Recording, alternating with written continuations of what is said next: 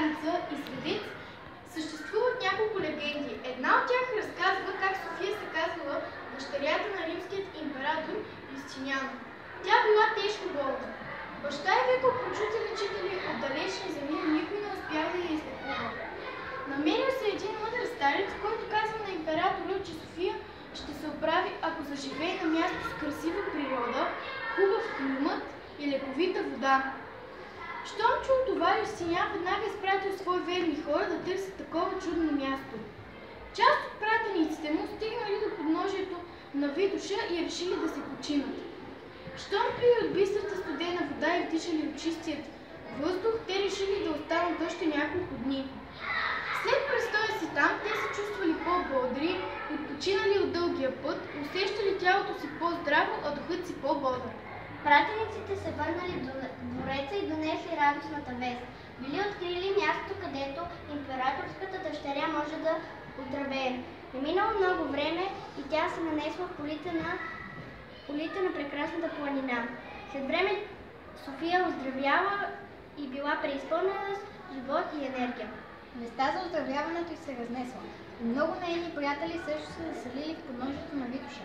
Съществуващите там сърца бързо се разраснали и се превърнало в град.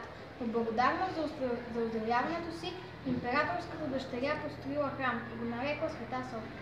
Един ден дошъл и братът на София. Той харесал земите и решил да ги завладее, като първо погуби сестра си.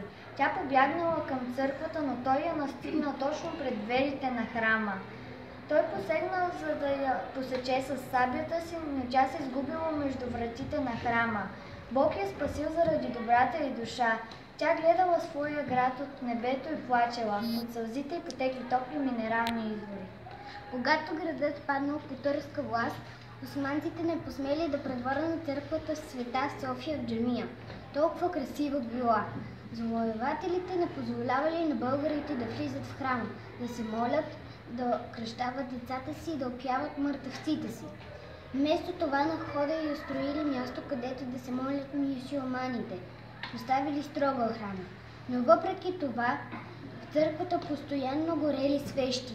Чудели се турците кой пали тия свещи, като никой не влизал или излизал. Решили да разрушат храма. В момента, в който нападнали сградата, небето притъмняло. Огромни светкавици го прорязали. Пороен дъжд и град сякаш скрили земята. Турците са разбягали в ужас. Когато се прибрали по домовете си, заварили тежко болни любимите си хора, а цялото семейство на предводителя било мъртво. Турците забравили за църквата, повече не доближили вратите й. Българите отново започнали да отправят горещите си молитви в нея и така до ден днешен. Легендата разказаха Рая, Ния, Танита, Тина, Кресмира, Маги. от 4-я клас.